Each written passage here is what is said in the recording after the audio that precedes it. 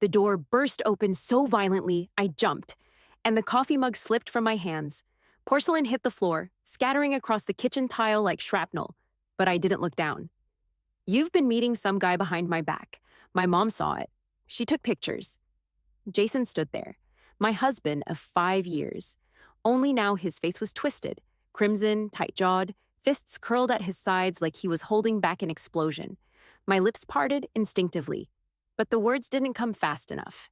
He tossed his phone near my feet, on screen. Me, in a cafe, sitting across from a man I didn't recognize, leaning toward him, focused on papers, getting into a car that wasn't mine. The two of us on a bench, him pointing, me nodding, click after click, silent accusations. "What the hell is this?" he shouted, taking a step closer. "Don't even try to lie. The photos say it all. My mom's been right about you this whole time." My pulse thudded in my ears, but I didn't back away this time. "You don't know what you're looking at," I said quietly. "Don't start," he snapped. "You think you can twist this into something else? My mother warned me, said you've been acting off, and I defended you. I trusted you." His voice cracked on the last word. Something in me shifted. Not panic, not anymore. Clarity, the kind that comes when you realize you're done explaining yourself to someone who's never really listened. I raised a hand, not to argue, just to stop him. My voice, when it came, was calm, flat. "Then you're going to love this even more." He blinked, confused. I turned, walked into the living room, unlocked the safe, pulled out the folder I never thought I'd have to use, laid it down in front of him. "Sit and listen carefully, because after this, nothing will go back to the way it was." This was 2 months ago. I didn't know it yet, but everything started that morning. I'm sitting at a cafe I barely remember choosing. It's small, tucked between a florist and a closed-down bookstore. I hadn't planned on being here. Emily's playdate ran late. Jason had some urgent call. So I escaped just for a few minutes. I order a latte I don't want, scroll through emails, try to silence the noise in my head. Jason's accusations still ring in my ears. My phone buzzes. A text from my friend Amanda. "Sorry, can't make it, let's resched." I sigh, lock the phone, and look up, and that's when I see him. A man I don't know, mid-40s maybe, clean-shaven, tired around the eyes like he hasn't slept properly in weeks. He hesitates when he spots me, and something about the way he walks, deliberate, cautious, makes my stomach tighten. He steps closer to my table. "Excuse me?" he says, voice low. "Are you Rachel Hamilton?" I blink. "Yes." "I'm sorry to bother you like this. My name is Ethan Miller. I need to talk to you." "Just 5 minutes." My first instinct is to lie, say I'm someone else, stand up and leave. But something about his face stops me. He looks scared and serious. "It's about your mother-in-law," he adds. "That does it." I gesture to the empty chair. "Go ahead." He sits, places a plain manila folder on the table like it's radioactive, then looks me in the eye. "She took everything from my mother," he says. "Linda Hale, your mother-in-law." I stay quiet. "She told my mom about a family-managed trust. Private, high yield, zero risk. Said it was designed to help women in retirement grow their savings, pass money along to the next generation." He pauses, his voice tightens. "My mom gave her everything she had left. $180,000. My breath catches. "Are you serious?" He nods. "That was 6 months ago. Now she won't answer calls. Emails bounce. She told my mom the trust was temporarily frozen due to compliance checks. Then she went silent." I glance at the folder. My hand hovers, hesitant. "What's in there?" "Proof," he says. "Emails, wire records, contracts, and something else." He opens the folder and slides out a crisp document. Points, my name, my address, my signature, or what looks like my signature. I feel the blood drain from my face. "That's not mine," I whisper. "I know. It's forged." I had a handwriting analyst confirm it, but it's filed in the paperwork as if you were an authorized agent of the trust. If something goes wrong, if legal action happens, that paper says you helped her do it. I swallow. My hands are cold. Why would she do this to me? She's careful, and she knows the system. She doesn't want to get caught alone. So she names other people, People who won't notice until it's too late. I flip through more pages, receipts, a voice memo, Linda's voice, smooth as silk. You'll be set, Margaret. Just give it time. Trust the process. I can barely breathe. I look up at him. Why come to me? Why not go to the police? I did. They said it's civil unless there's enough evidence to prove fraud. And my mom, she's sick. She doesn't want a court battle. She wants to forget it. He looks down, voice quiet. But I can't. I won't. I close the folder slowly. And you think Linda's doing this to others? He nods. 3 others that I know of, maybe more, and they all describe the same thing. Friendly, generous. Said she worked with good families. Trusted her completely. He meets my eyes. But there's one difference with you. What? You're younger, stronger. You're not scared of her yet, which means you can stop her before she buries you. I sit back, mind racing. Jason, the paranoia, the photos, his sudden change in tone, how Linda always seemed just a little too involved, too present. She's been poisoning him against me, I whisper. I knew it. Ethan doesn't say anything, just watches. I look down at the fake signature. She made me the fall guy. She's done worse, he says softly. We sit in silence. Finally, he reaches into his jacket, pulls out a card, and slides it across the table. Roy Dempsey, private investigator, trustworthy, discreet. I take the card. My fingers are shaking. Why help me? I ask. You don't even know me, he shrugs. Because I've seen what she does, and I know how it ends. And if I were you, I'd want someone to warn me before it's too late. He stands, nods once, and leaves. I sit there, staring at the folder. Outside, the wind picks up, rustling fallen leaves across the sidewalk. I look at my name again, typed, forged, weaponized. And I know exactly what I need to do next. 3 days. That's how long it takes for the full picture to start forming. Ethan and I are practically living in my kitchen.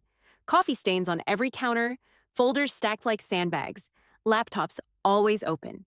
The war zone of quiet, deliberate revenge. Roy, the PI, checks in twice a day. Susan, our lawyer, is blunt and terrifying. Ethan, he's tireless, driven by something deeper than money, like he's clawing justice from the teeth of something that stole part of his mother. And me? I'm pissed. This one's from South Carolina, Ethan says, laying out another form. A woman named Janice. Gave Linda 75 grand after meeting her at a legacy wealth seminar hosted at a spa. I squint. Hosted by who? He points to the corner of the printout. Gwen Madison. Who's that? Susan looks up. She's not a victim. She's part of it. What? She's been showing up as a secondary contact on 2 filings. She ran the event in Miami, too. Ethan grabs his laptop, types fast. Bingo, Gwen Madison, licensed notary, former real estate agent. Her license was revoked 3 years ago for document fraud. Roy calls. Ethan hits speaker. Got you something, Roy says. You're gonna love this. He sends over a new file, a scanned letter. Intercepted from a postal drop Linda uses for all her fund correspondence. It's addressed to me. I open the PDF. Typed neatly, with fake warmth. Rachel, as per our agreement, please find enclosed the documents requiring signature for Hale Legacy Fund disbursement. Kindly return the forms signed within 5 business days to maintain compliance. Gwen will handle notarization as usual. Thank you for your continued partnership. Warmly, Linda Hale. There's no attachment, but I know exactly what it is. I swallow. She was going to use Gwen to notarize my forged signature. Susan nods. It's a clean setup. She sends docs, Gwen stamps them, and if anyone asks, you were involved. I grip the edge of the table. And then there's this, Ethan adds, pulling out another photo. A blurry image from a hotel lobby. Linda, Gwen, and someone else. A man. Ethan circles his face. Recognize him? I lean in. Jason's boss? Paul Landon. Regional VP. Older. Charismatic. The guy who always kissed me on the cheek at barbecues and asked how Emily was doing. No, I whisper. Yup, Roy confirms. He co-signed 2 of the shell corporations. Gwen notarized both. And guess who's been getting monthly payments from one of them? Paul, I say. Ethan nods. That's why she got close to him, not because of Jason, because Paul knows how to move money, quietly. Susan leans forward. Linda built this like a spider. Gwen runs the logistics. Paul moves the cash. You're the bait. I stand. I need air, or maybe to break something. She was doing this right under our roof, smiling, baking muffins, whispering in my daughter's ear about how mommies get tired sometimes. And all along, she was using me to shield her from the blast. Ethan flips his laptop around. There's more. He hits play. It's a recording. From Roy's wire, Gwen's voice. Rachel, please. She still thinks you're just naive. Give it another week and we'll have everything. One signature and it's done. Linda responds. She'll sign. She's emotional, distracted. That's the perfect moment. Silence, then laughter. My hands are fists. Ethan meets my eyes. We stop them, all of them. And I nod. And that, I say quietly, is everything.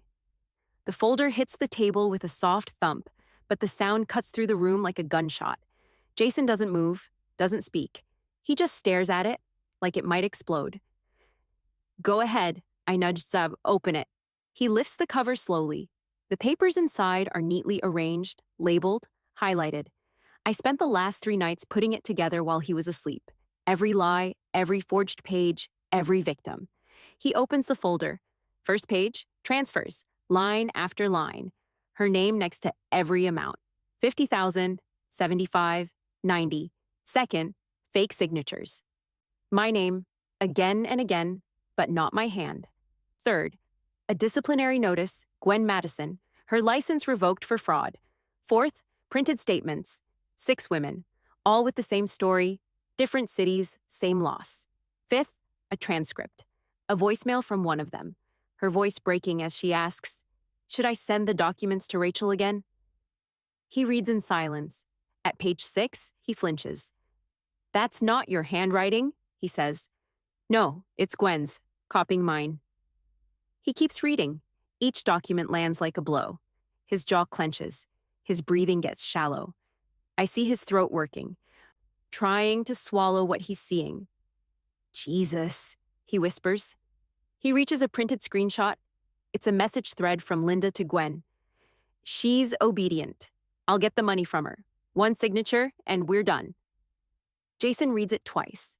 Then again, his lips move, like he's trying to make sense of the words, but can't.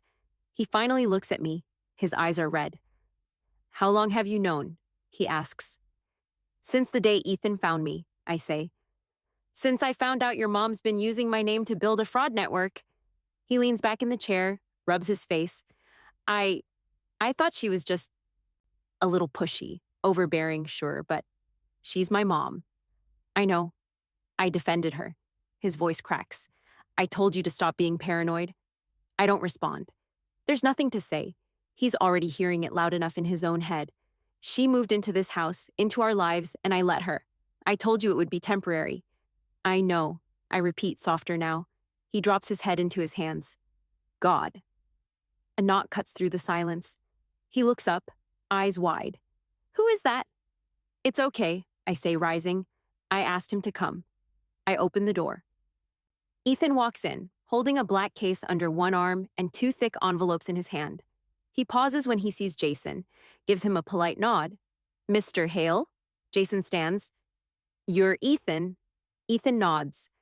The guy whose mother lost her retirement to your mom? Yes. Jason swallows hard. I'm sorry. I'm not here for an apology.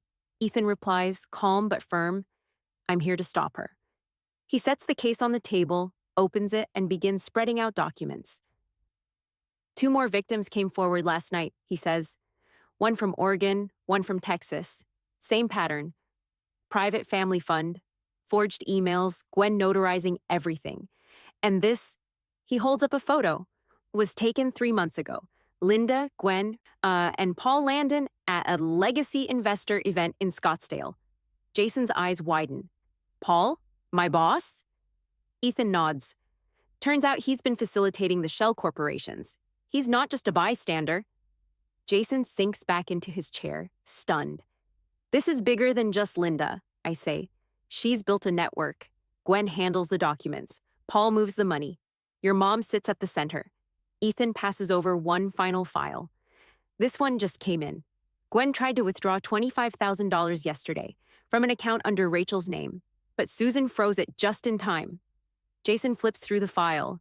This is insane, he says. How long has she been planning this? Years, Ethan says. She's careful, calculated. She doesn't leave loose ends. Jason stares at a printed email between Linda and Gwen. If she pushes back, we'll use the emotional angle. She's always wanted to feel helpful. That's how you keep her close. His voice is barely audible. She used you. I nod. She used us. He slams the folder shut, stands. I need to talk to her. I watch his face, flushed, devastated, furious. Jason, no, he cuts in. I need to hear it from her. Look her in the eye. Make her say it. He grabs the folder and storms toward the door. Ethan looks at me. You okay with this? I nod. He needs to see who she really is. Jason stops at the door. I'll be back, he says. We're not done. And then he's gone. The door clicks shut behind him. Ethan exhales. You think he's ready for what she'll say? I think, I say slowly, he's finally ready to hear it. Ethan opens his case again. All right. While he's out confronting his childhood, we start preparing the next move. I smile, but it's sharp, tired, focused. Let's bring her world down. Jason didn't remember most of the drive, just the quiet hum of the tires and the weight in his chest growing heavier with every mile. Linda's house looked just like it always did, prim, pristine, and soulless. Shrubs trimmed to geometric perfection, porch light glowing like a lighthouse for the lost. When Jason pulls up, the air feels wrong. The world seems too still. Linda is already there, stepping off the porch before he even parks. She smiles, that soft, practiced smile. Hey, honey, she says. You didn't call. He doesn't respond. He just walks past her into the entryway. I didn't come for a visit, he says. We need to talk. Her face flickers, just for a split second before she smooths it. Of course, she says. Come in. Inside, everything is perfect. Cushions plumped, curtains drawn just so. The faint scent of lavender in the air, like cleanliness masking something darker. Jason remains standing. He doesn't sit. He opens the folder, carefully, pulls out the first sheet and lays it on the coffee table. Then another, and another. This is what you've been doing, he says, voice low but hard. Linda blinks, her arms cross as though defending herself. She doesn't reach for the papers. She doesn't look directly. Where did you get those? She asks, voice soft. Jason scoffs. No warmth left. Does it matter? They're real. Every one of them. She holds herself steady. You've been talking to Rachel, she says, forced calm. He slams a sheet down. I've been talking to people you stole from, people you used my wife's name to scam, people who have nothing left. She exhales as if this is just another complaint. She's filled your head with lies, she says. Jason points at the folder. These are not lies. She shrugs, looking away. You don't see the whole picture, Jason. I had to do things. Using her name? He interrupts, voice brittle. Her tone hardens. She gave it too easily, always trying to help. You married someone soft. That is not my fault. He recoils, pain lacing his voice. Jesus. She steps forward, leaning in. I protected you, she says, voice louder. From all this. Kept you out of it. He shakes his head, incredulous. No, you used me. You funneled money through my identity. You dragged me into your mess whether I wanted it or not. She steadies herself, lifts her chin. I kept you safe, she repeats, louder, urgent. Everything I ever did. It was for us. For you. He searches her face, betrayal burning in his eyes. You treated Rachel like a tool, made her doubt her own mind, made me question her, question us. She snaps now. Because she was too close, always poking, asking, digging. You think I could let that go? Jason stares at her, broken. You're not sorry, he says, voice cold. Her jaw tightens. The veneer cracks. I'm sorry she got involved, she says, voice trembling. I never meant for it to go this far. Jason's voice shatters the quiet. But it did. You nearly broke her. And you almost made me your accomplice.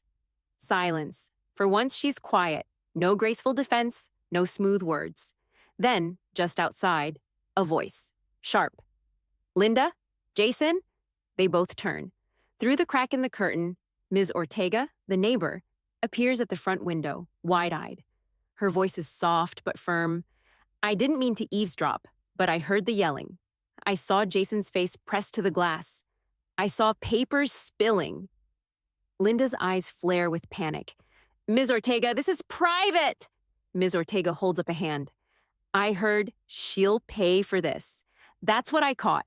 And I want you to know. I'll tell what I saw. Linda's lips part. She stumbles, searching for control. Jason, stiff and resolved, picks up the folder. That's enough. He moves toward the door. Rachel has everything now. And without another look, he leaves. Linda stands frozen. Miss Ortega remains in the threshold. The folder lies open, half spilled, revealing names, signatures, accusations. Outside, the night holds its breath.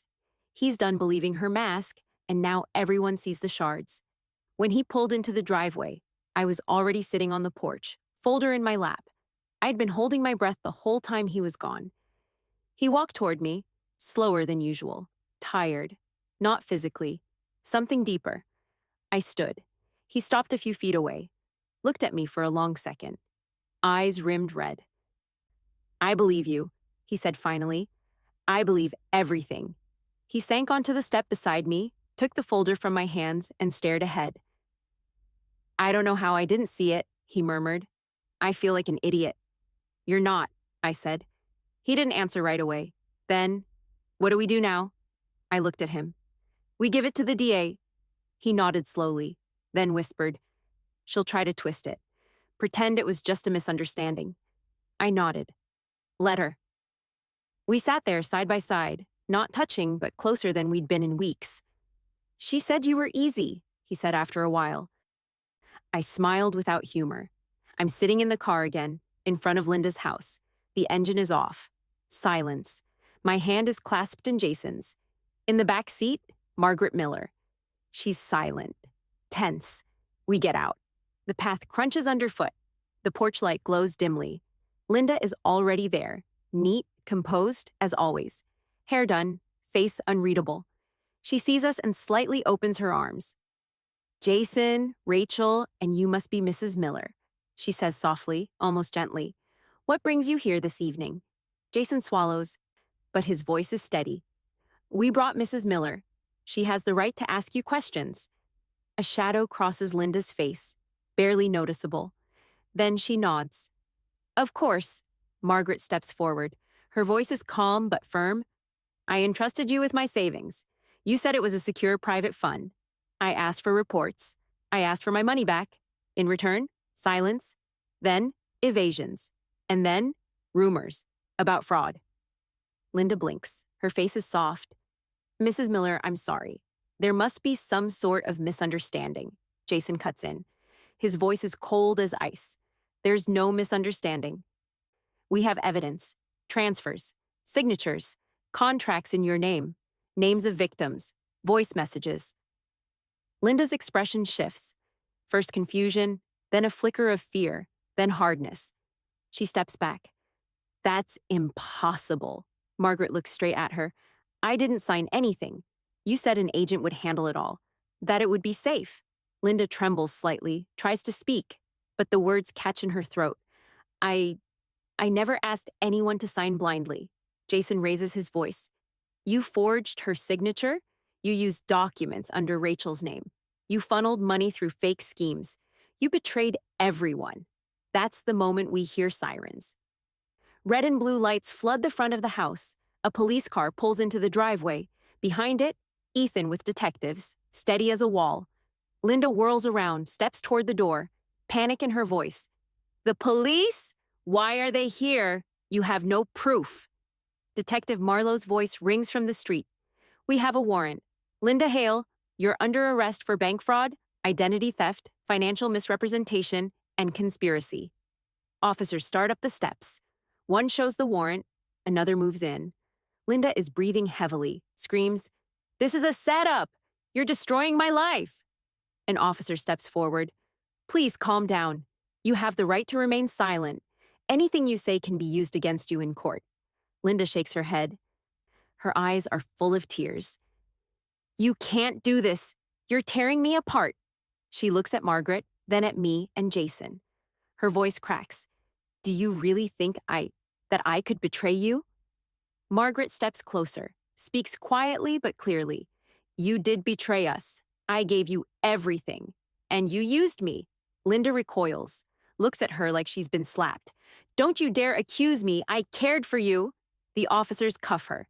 Linda resists, screams, "Get your hands off me. You have nothing." "This is a mistake." One officer gently but firmly secures her wrists. A click, the cuffs. Linda turns to us, her gaze wild.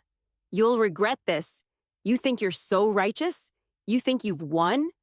But her voice shakes. They lead her down the steps. Footsteps, metal clinking. She points a finger at us. "You'll see. Everyone will know the truth." Faces in the windows. Some look away. Some are filming. The house, silent, full of tension. Margaret watches her go. Tears stream down her cheeks. Jason wraps an arm around my shoulders. His hand is trembling, but in that touch, there's strength. Ethan stands by the detective's car. Looks at us, nods. Linda is put into the police car. The door slams shut. The lights flash brighter. Her voice is still audible but already fading. I squeeze Jason's hand so hard my knuckles go white. Margaret comes up behind, whispers, "Thank you." Jason nods silently. We remain on the dark porch. Linda is gone. The battle isn't over yet. But tonight, justice came home. She said a lot of things. And for the first time, he didn't defend her. He just stayed quiet, which said more than any apology could. It's been a year. Linda received a 5-year suspended sentence. She must pay full restitution to her victims. Every penny she can't repay is insured, garnished, or seized. Her name is a warning now, not prestige. I sit at my desk in a small office downtown. The sign reads, "The Margaret Trust." Jason set it up with me. In honor of her fight, he said, "We help people who've been manipulated, scammed, erased, give them a voice, offer legal aid, education, a second chance." Margaret sits across from me, occasionally visiting. Her eyes still carry pain, but also resolve. She's more than victim. She's part of change. Jason walks in, carrying 2 mugs of coffee. He sets one before me, smiles a little. We share a quiet moment. No guilt, no past shadows. Every week we sit down and talk. Bits at a time we heal, not like nothing happened, like something new is being built. Today I go out to our garden. We planted trees, 2 redbuds, blossoming in early spring. Jason joins me. He pauses as blossoms flutter in the wind. He looks at me, voice soft. "We'll never go back, but we'll build forward." I nod. He takes my hand, and together we watch new green pushing through, a future built from truth, a future we own.